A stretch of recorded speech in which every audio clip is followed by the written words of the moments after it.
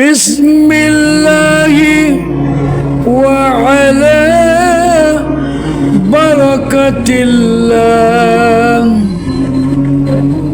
ইরশাদ হচ্ছে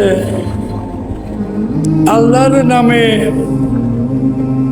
আল্লাহর পক্ষ থেকে বরকতের আশায় শুরু করছি। বিসমিল্লাহি, আমি আল্লাহর নামে শুরু করছি। ওয়া আলা বারাকাতিল্লাহ,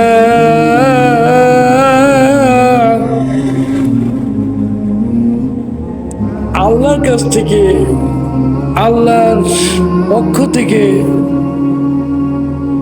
বরকতের আশায়।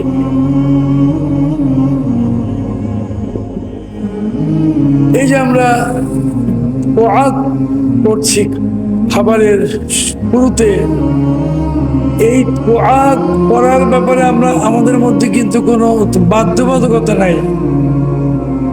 স্বাভাবিক একটা বাধ্যবাধকতা আছে, আমরা যে কোনো নেক কাজ শুরু করব আল্লাহর নামে।